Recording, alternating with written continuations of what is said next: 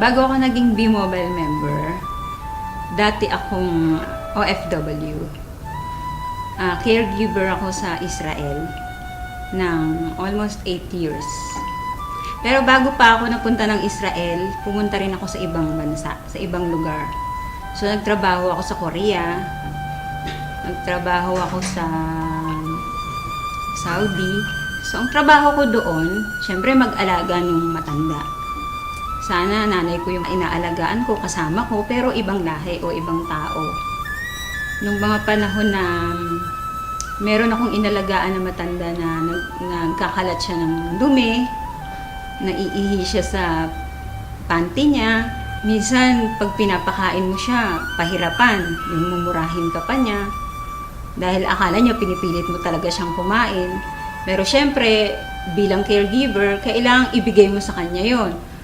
So pagka minumura ko, ganun, naiiyak na lang ako kasi hindi mo naman siya pwedeng patulan. Caregiver ka nga eh. No, naiisip ko yung parents ko. Kasi dapat ako yung kasama nila sa bahay, pero matagal akong wala. Lagi akong nasa abroad. Nung mga time na yon, sabi ko sa sarili ko, pag umuwi ako ng Pilipinas, ayoko nang bumalik sa abroad. Kaya naghanap talaga ako ng opportunity na yung magi-stay na ako sa Pilipinas, yung hindi na ako aalis. Ayun, nakita ko nga si B-Mobile.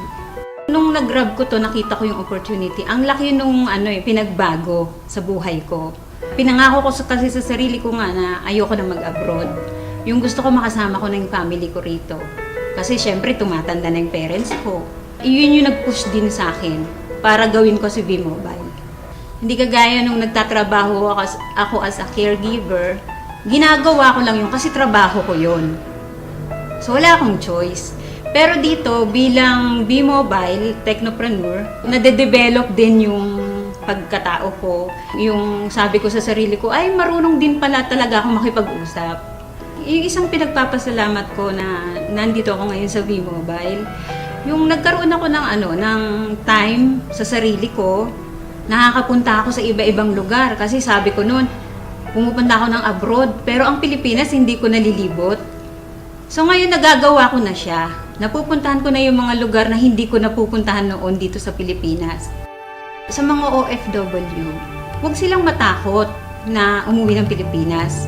Kasi noon nalulumo ako sa tuwing sasabihin nila sa akin na, di bali nang mamatay dito sa abroad kahit may gera. Ayaw namin umuwi kasi nandiyan kami sa Pilipinas.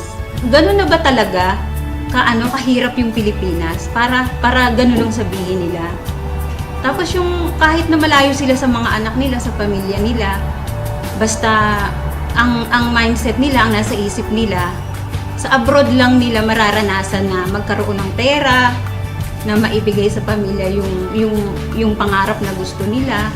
Hindi ka palaging malakas. Hindi ka palaging may trabaho dyan. Darating ang panahon, uuwi ka rin ng Pilipinas. So ang sabi ko, kung gagawin nyo si B-Mobile, pag uwi nyo ng Pilipinas, meron na kayong ipon, meron na rin kayong gagawin. Sabi ng kuya ko sa akin, nung niyayaya ko siya, sabi niya sa akin, wag mo na nga akong isali sa ganyang kalokohan, sabi niya. Sabi ko, hindi naman kalokohan si B-Mobile, kasi negosyo nga yan eh.